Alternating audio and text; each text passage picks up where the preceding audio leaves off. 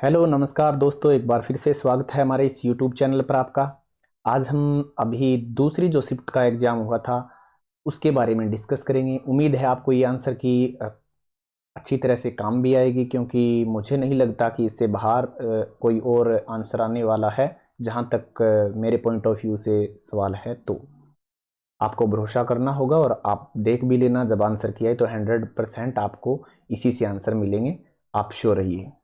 तो चलिए शुरुआत करते हैं इस आंसर की के बारे में कि कौन कौन से सवाल कहाँ कहाँ से आए, कैसे आपने हल किए। और मैं अगर मेरा अनुभव भी आपके साथ शेयर करूंगा कि आपने जिस तरह से हल किए तो कुछ सवालों को कैसे हल करना चाहिए था। माफ़ी चाहूँगा बीच में। कारण ये होता है कि आने से मैटर नहीं करते कुछ पर्सन, आपको समय बचाना होता है। कंपटीशन एग्जाम देखो, लगभग सवाल मैथ के लगभग आते होते हैं, लेकिन कौन कितना जल्दी करता है ये मैटर करता है। तो चलिए शुरुआत करते हैं हमारे इवनिंग शिफ्ट के इस एग्जाम की। पहला मैंने दिया था, उसका लिंक भी मैं आपको प्रोवाइड कर दूंगा। आप इससे पहले वाली वीडियो आप देख भी सकते हैं।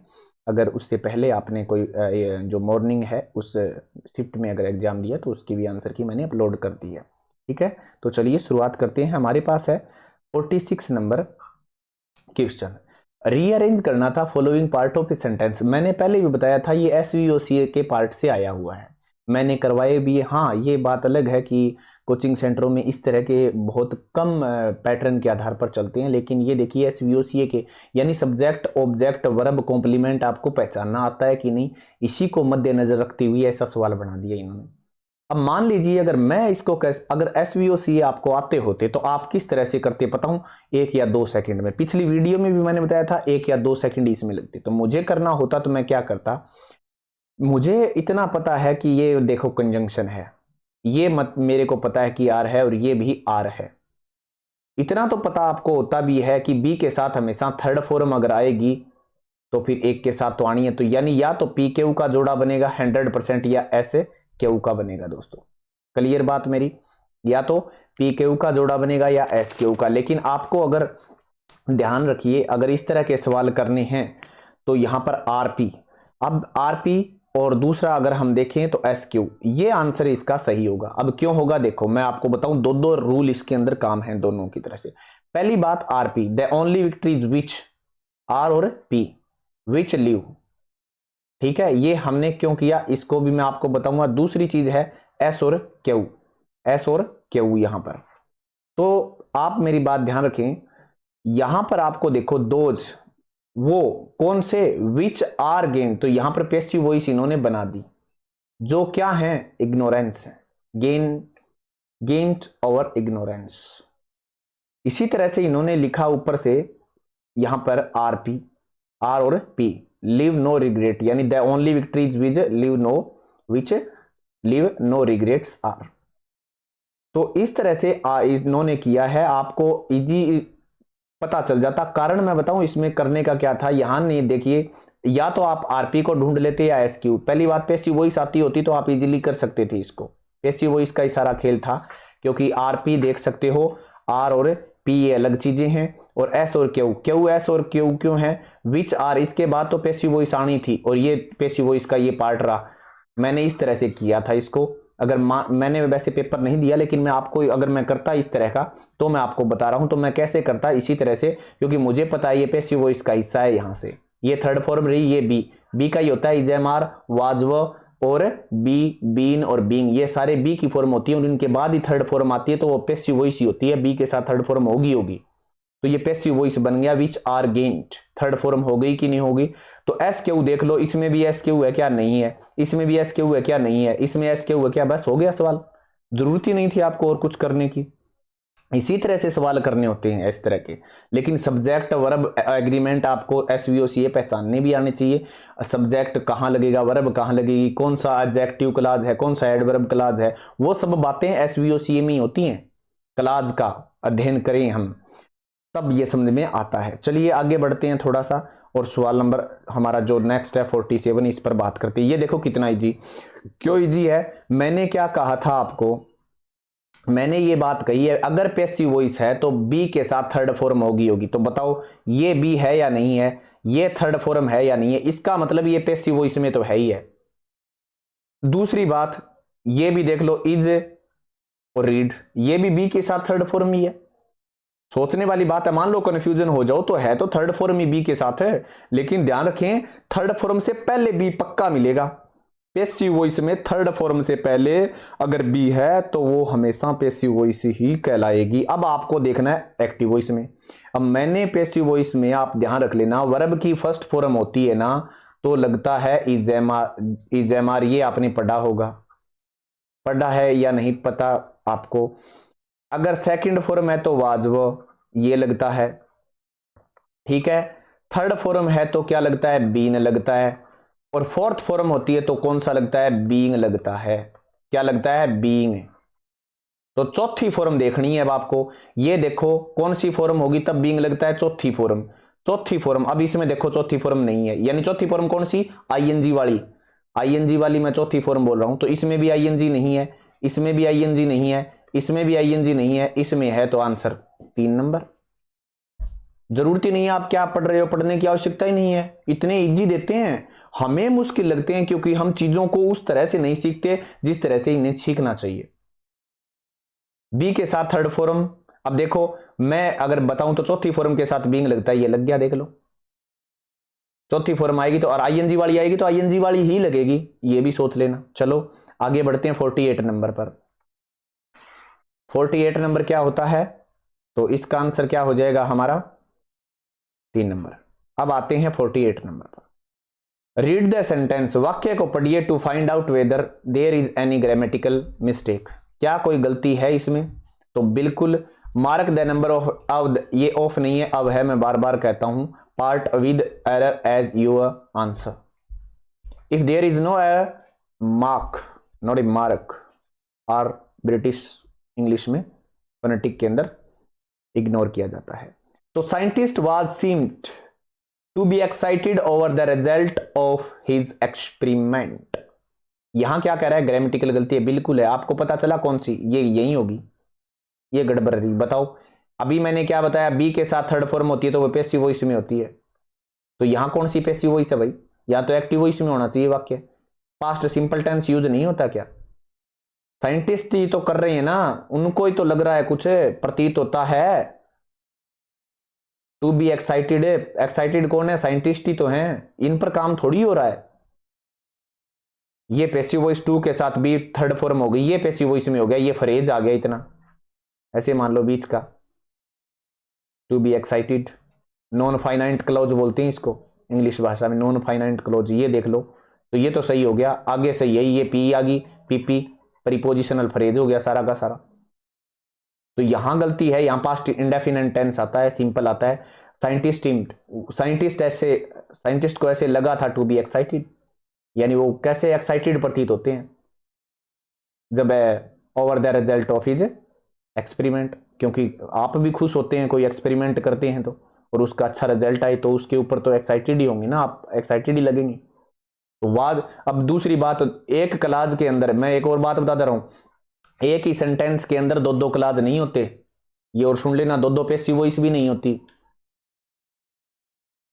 एक क्लास के अंदर दो दो पैसिव वॉइस नहीं होंगी, एक सेंटेंस में तो क्या पता हो जाए, एक क्लास में कभी नहीं होंगी। क्लास का मतलब भी, अब आपको मैंने पीछे वीडियो पढ़ा रखी है, आपको वो देख लेना, उसके अंदर क्लास क्या होती है, सेंटेंस क्या होते हैं, वो देख लेना। एक सेंटेंस के अंदर दो, एक क्लास के अंदर दो कभी भी रूल नहीं होते, यानी दो पैसिव वॉइस नहीं हो सकती। चलो आगे बढ़ते हैं। तो इसके कारण इसका आंसर कौन सा होगा, पहले ए में गलती है तो ये ए वाला, यानी इसका आंसर हो जाएगा 2 नंबर। आगे बढ़ते हैं। उसके बाद आया था आपको ये पैराग्राफ, आपने उम्मीद है ये पढ़ भी लिया होगा। इसके अंदर हमारे देखो, ये वहां से उठ गया, पीछे आपको चला होगा, मोदी जी टाइगर लेकर आए थे विदेश से और भारत में लेकर आए हैं, क्योंकि वहां पर बहुत नुकसान हो रहा है, टाइगर विलुप्त होते जा रहे हैं, तो उसी कारण यहाँ पर टाइगर छोड़े गए हैं। आपने देखा भी होगा, सुर्खियों में रहा था। तो यहां पर कुछ प्रश्न पढ़ने की आवश्यकता नहीं है, मैंने पहले कहा पैसेज करने का तरीका है, पहले प्रश्न पढ़ के आओ, क्या पता पहले इजी हो जाए, तो एक ही प्रश्न ढूंढना पड़े। लीगल का इलीगल उल्टा पूछा है, एंटोनिम ये देख लो, उल्टा पूछा है, लीगल का इलीगल हो गया। प्रश्न पूछा स्किन और bones of tiger are also used, यानी जो टाइगर की स्किन है और बोन्स हैं वो किस लिए यूज की जाती हैं, तो यहां पर आपको ऑप्शन मिल जाएगा, जहां पर भी देखते हैं यहां पर कुछ मिलेगा आपको, ये रहा, the trade of tiger skins and the used या यूज ऑफ देयर बोन्स। ये डी और लग गया तो यूज्ड होता है, not a used. Their bones in traditional medicine, ये देखो उत्तर कहां यूज होता है, ट्रेडिशनल मेडिसिन में, तो यहां उत्तर क्या आ गया, ट्रेडिशनल मेडिसिन। क्लियर हो गई बात। अब आ जाओ नेक्स्ट पर। अब बताओ, मुश्किल तो है नहीं, आप इजी से आसानी से प्रश्न कर सकते थे इनके। उसके बाद आता है the major threat to tiger population is, सबसे बड़ा खतरा किससे है जब टाइगर मतलब विलुप्त होते जा रहे हैं, कारण क्या हो गया, तो कारण ये हो गया शिकार ट्रेड के लिए, क्योंकि दवाइयां बना रहे हैं ना, अभी हम पढ़ के आए हैं, और ऊपर और पढ़ लेना आप दोबारा से, क्योंकि आपका ज्यादा टाइम नहीं लेना चाहता मैं। तो यहां पर शिकार करने का एक उद्देश्य है कि वो दवाइयां बना रहे हैं, कोई कुछ बना रहा है, इसी कारण क्या है, इसका आंसर ये ए होगा, पाउचिंग फॉर ट्रेड, शिकार के लिए ट्रेड की जो पॉलिसी थी वो। ना ही तो कोई औद्योगिक है, ना ही कोई कमी है, ना ही गवर्नमेंट पॉलिसी का कोई चक्कर नहीं है। ठीक है, major threat to tiger population is lack of tiger नहीं, बल्कि पाउचिंग फॉर ट्रेड। चलिए आगे बढ़ते हैं। जैसा कि और दूसरी बात, हमेशा सच्चाई में मत जाएं, स्पेसिस में क्या दे रखा है उसको मैटर करता है। ठीक है, उसके बाद आगे बढ़ते हैं नेक्स्ट पेज पर, क्वेश्चन नंबर 52 नंबर क्वेश्चन क्या कहता है, which of the phrase given below should replace the phrase underline in the following sentence to make it grammatically correct. यहां इससे पूछा है कि कॉमन एक्सेप्टेबिलिटी देन, इसके अंदर आपको सही करना है कि इसका क्या होगा, क्योंकि कारण देखो यहां पर आपके लिए एडजेक्टिव एडवर्ब इस तरह के दे देते हैं। अगर आपको ये ऐसे मान लीजिए आपसे एडजेक्टिव एडवर्ब आते हैं तो ये आप इजी से हल कर सकते थे, और इसका आंसर रहेगा 2 नंबर। ठीक है, कॉमनली एक्सेप्टेबल देन, ये इसका आंसर रहेगा। ध्यान रखें कितना नंबर है, 52 नंबर सवाल है, और इसका आंसर रहेगा 2 नंबर। इसी तरह से 3 नंबर पर चलते हैं। Choose the most appropriate preposition to fill in the blank, visitor in the garden. एक और बात बताऊं मैं, ये सब्जेक्ट नहीं है, कभी ये सोच लो सब्जेक्ट है ये। ठीक है, यहां पर ये आपको अलग से दिया गया है। ठीक है, कारण अब देखिए इसके अंदर सब्जेक्ट कुछ और है, लेकिन यहां पर अगर पूछा जाए, ये सारा का सारा पूछा जाएगा तो ही आपको सब्जेक्ट करना है। अगर इसके अंदर से ये पूछ लिया जाए तो क्या होगा, इन द गार्डन एक प्लेस बताता है, यानी एक एडवर्बियल की तरह, लेकिन यहां ये एडजेक्टिव का काम कर रहा है। देखो कितनी गहराई से प्रश्न बना रखा है, लेकिन यहां से पूछते भी नहीं आपसे, ये फर्स्ट ग्रेड इस तरह के सवालों में आते हैं। लेकिन ये अब ठीक है, लेकिन आपको सब्जेक्ट पहचानने की मैंने ट्रिक बता रखी है, आर से पहले वाला सारा का सारा सब्जेक्ट होता है। लेकिन मेरा कहने का अभिप्राय है, अगर किस तरह से पूछा जाता है ये ज्यादा मैटर करता है। कई बार प्लेस पीछे रख देते हैं और गड़बड़ करवा देते हैं आपसे। ये पैसिव वॉइस में हो गया, ये बी रही, बी की फॉर्म रही, और ये थर्ड फॉर्म रही, तो ये पैसिव वॉइस में वाक्य है, नो डाउट अबाउट इट। लेकिन एक और सुन लो, सब्जेक्ट का ऑब्जेक्ट बनता है, ऑब्जेक्ट का सब्जेक्ट, तो ये मत सोच लेना पैसिव वॉइस में ये ऑब्जेक्ट है, नहीं, ये यहां सब्जेक्ट ही कहलाएगा सारा का सारा। उसी बात आगे देखिए, रोक लगाने का अर्थ अगर ये आता है प्रोहिबिट, तो ध्यान रख लेना इसके साथ फिक्स प्रीपोजिशन है, वो है फ्रॉम। ठीक है, वॉकिंग ऑन द ग्रास, ये ऑन द ग्रास पीपी आ गया, और पीपी हमेशा एडवर्बियल ही बनता है इंग्लिश ग्रामर में। क्या बनता है, एडवर्बियल, यानी एडवर्ब के जैसा। चलो आगे देखते हैं 54 number, which one is correct indirect narration of the following sentence. तो देखो कितना इजी सा दे रखा है, आपके 8th लेवल का क्वेश्चन है, सही बताऊं तो मैं, ज्यादा मुश्किल नहीं था। He said 2 and 3 is 5। मेरा कहने का मतलब आप ऐसे मत करो, आप पहले सीधा जाओ, 2 and 3 is, यहां इज कहां है, बस इतना देख लो। इसमें वाज है, टेंस तो बदलेगा ही नहीं। क्यों नहीं बदलेगा, 2 और 3 5 होते हैं, वो कल भी 5 थे, आज भी 5 है, और आगे भी 5 ही रहेंगे, बदलेंगे तो नहीं ना। तो देखो अब वाज आ ही नहीं सकता। पहली बात यहां देखो 2 and 3, तो आर तो आएगा ही नहीं ना, प्लूरल तो आना ही नहीं है, वर और ये दोनों ही नहीं आ सकते, ये सोच लो। ये तो वैसे भी नहीं आ सकते अगर टेंस बदलना तो भी, लेकिन अब टेंस बदलेगा ही नहीं, तो ये भी नहीं हो सकता, तो सीधा आंसर करो इज 5। ठीक है, आगे बढ़ते हैं 55 number, fill in the blanks with the most appropriate options given below. अच्छा, सुंदर, टिकाऊ, कौन सा ऑप्शन है नीचे दिए गए चार में? Not to attended, to not, ये तो देखो एक बात सुनो, ही वाज एडवाइज्ड, ये फिर बी के साथ थर्ड फॉर्म है, पैसिव वॉइस है, उसे सलाह दी गई। और जब भी नोट आ जाए तो नोट पहले आता है, टू बाद में आता है, क्योंकि इंपेरेटिव अगर सेंटेंस है तो उसमें टू लगता है। मेरी बात सुनो ध्यान से, पहली बात तो तीन ही चीजें लगती हैं ज्यादातर, आप देखते होंगे, या तो लगता है दैट, या लगता है ई, पर आप इस तरह से पढ़ते हो, या लगता है टू। इंपेरेटिव में क्या लगाते हो? टू लगाते हो। लेकिन नोट आ जाए तो या तो नोट टू लगेगा या फॉरबिडन। तो फॉरबिडन तो है ही नहीं इसके अंदर, क्योंकि फॉरबिडन आ जाता तो नोट नहीं लगता, फिर सीधा टू से स्टार्ट कर सकते, लेकिन ऐसा कोई नहीं है। He was advised not to attended, तो अटेंडेड नहीं, हमेशा टू इन्फिनिटिव के साथ बेर वर्ब आती है, यानी फर्स्ट फॉर्म आती है वर्ब की, जिसे हम बेर कहते हैं। टू नोट टू, ये वैसे गलत हो गया कि टू टू दो बार आता नहीं है।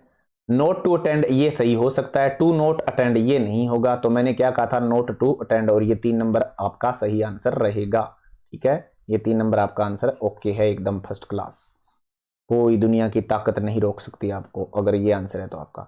आगे चूज द अल्टरनेटिव, आप पढ़ सकते हो ऊपर वाली लाइन। इसमें क्या कहा है कि इसका बताना है आपको हेयर। अब इसका मैं बात बताऊं क्या होता है। आप कई बार देखे होंगे बाल बाल बच गया, he had a hair breadth escape from the accident, या नाम था वो, मेरा टाइपिंग नहीं हो पाया इसमें, एक्सीडेंट नाम था, कि एक्सीडेंट से बाल बाल बच गया। ठीक है, तो बाल बाल बचने का क्या अर्थ हो सकता है? यहां कोई लड़ाई का अर्थ नहीं हो सकता। इसमें आगे लिख रखा है इम्प्रैक्टिकल, तो ये भी नहीं हो सकता। वेरी सेफ, ये तो फिर अजीब सा उत्तर भी दे दिया। तो यहां बाल बाल बचना यानी नैरो, थोड़ा सा, तो इसका अर्थ क्या हो जाएगा? थोड़ा सा, यानी नैरो, बिल्कुल ही न के बराबर ही, ऐसे ही मान लो। तो नैरो इसका आंसर 4 नंबर आंसर सही रहेगा। आगे बढ़ते हैं। उसके बाद है 57 नंबर क्वेश्चन, और 57 नंबर क्वेश्चन क्या कहता है? Life history of a man written by himself, यानी कोई बंदा खुद लिखता है। खुद लिखे कोई काम तो ऑटो होता है, ये रूट वर्ड है ऑटो, AUTO, ऑटो मतलब अपने आप कोई काम हो, अपने आप, ये रूट वर्ड है। बस इतने से समझ लो ये हल हो गया, कोई जरूरत नहीं आगे क्या लिख रखा था। कोई काम खुद करेगा तो ऑटो आएगा। बायो का मतलब होता है जिंदगी, बायोग्राफी, ग्राफी का मतलब होता है लिखना। तो जो जीवनी लिखता है तो वो तो कोई और भी लिखेगा, खुद थोड़ी लिखेगा, कोई दुनिया का दूसरा भी लिख सकता है बायोग्राफी। लेकिन यहां क्या बच्चा है? कोई खुद लिखे तो ऑटो, और ऑटो मतलब अपने आप, और बायो मतलब जीवन, और ग्राफी मतलब लिखना। ये तीनों रूट वर्ड हैं। बायो वो जहां आएगा जिंदगी अर्थ होगा, ध्यान रख लेना। इसी तरह से कैलीग्राफी, नोट ए कैलियोग्राफी, कैलीग्राफी, सुलेख। ठीक है, तो इस तरह की चीजें आपने पढ़ी भी होगी। ये ग्रंथ का हो गया, बिब्लियोग्राफी, बायोग्राफी जीवनी हो गई, और ये अपने आप जो लिखता है उसके लिए, यहां कोई दूसरा लिखेगा आपकी जीवनी। इस तरह से आगे लिख रखा है, select the word that is most similar in meaning, similar बताना है यानी सेम बताना है, सिनोनिम बताना है। किसका बताना है? प्रोजेक्ट का। और प्रोजेक्ट का मतलब क्या होता है? ध्यान से सुनना। ऐसी कोई इंसान जो अजीब तरह से रहता है, यानी जिसको कोई इंजॉय नहीं आता, निरस, उदासीन जिसे हम कहते हैं ना, तो यहां पर क्या होगा? अनइंस्पायरिंग। इसका आंसर हो जाएगा अनइंस्पायरिंग। 3 नंबर इसका आंसर होगा, एक्यूरेट। ठीक है, और आगे देखते हैं। Find out the correctly spelled word, ये बड़ा अच्छा है, 59 नंबर है, जो कि इसमें क्या आंसर रहेगा? इसमें आंसर रहेगा 1 नंबर, इसकी स्पेलिंग आप चेक कर सकते हो, थीसोरस। ठीक है, थीसोरस इसका आंसर है। उसके बाद नेक्स्ट बचता है find out the correctly spelled word. ये क्या नाम है? इसमें डबल टी आ गया, प्रीटेंशियसनेस, नहीं ये तो डबल टी नहीं आता। इसमें प्रीटेन, ये TAN आ गया, नहीं होगा। प्रीटेन, ये TAN फिर आ गया, नहीं होगा। ये होगा फिर आंसर 100, प्रीटेंशियस, ये इसका आंसर रहेगा 4 नंबर। ध्यान रखें इसका बात। और इसका अर्थ क्या होता है वो भी बता देता हूं, दिखावा, दिखावटीपन, दिखावटी और पन, ये इसका आंसर, और हिंदी इसकी ये होती है। ठीक है दोस्तों, आई होप आपको ये आंसर की पसंद आई होगी। धन्यवाद, फिर मिलते हैं किसी नई वीडियो के साथ। Thank you.